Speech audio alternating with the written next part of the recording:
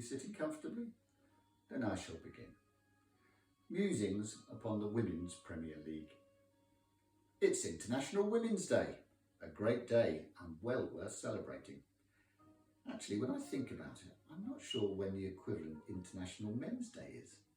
There's an awful rumour that us men don't have one.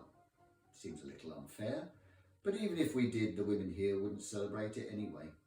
International Women's Day, International Dogs Day, in fact anything. International Next Door Neighbour's Cat's Day would get a look in. But men, what's the point? And that is a direct quote, by the way.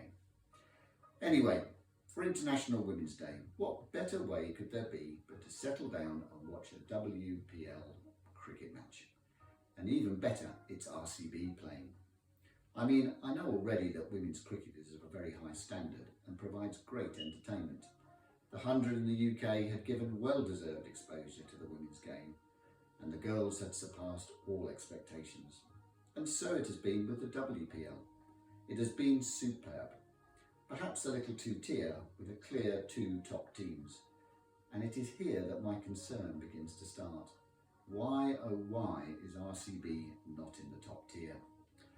The press have waded in as expected, pieces comparing the RCB women's lack of success following the footsteps of the RCB men.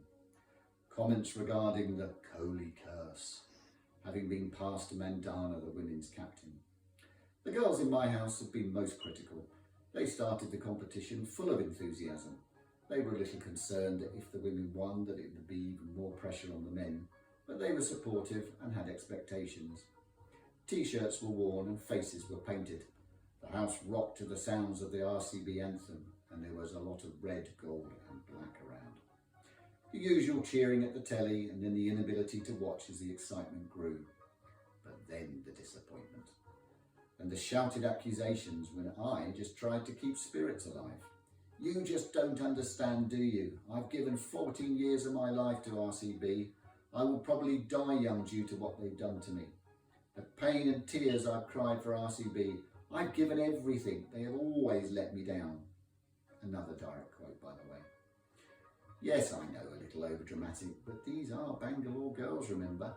Don't expect a dispassionate assessment. Don't expect a recognition of some good batting performances. This is about not winning, not providing glory for Bangalore. In fact, in this tournament, for South India, Bangalore is the only South Indian team in the tournament. This is important. Us Brits need to understand that North and South India are two very different peoples and cultures. Dakshina Bharat, or Peninsular India, is 20% of the landmass and is 20% of the population. So 250 million people. So that's 250 million people hoping and wanting RCB success. When I consider the grief and annoyance expressed by just 2 Bangalore girls in my house, I shudder to think what it feels like out there. Not all of them would be quite as hysterical and over the top, one hopes, but nevertheless I can hear the collective sigh of defeat from here.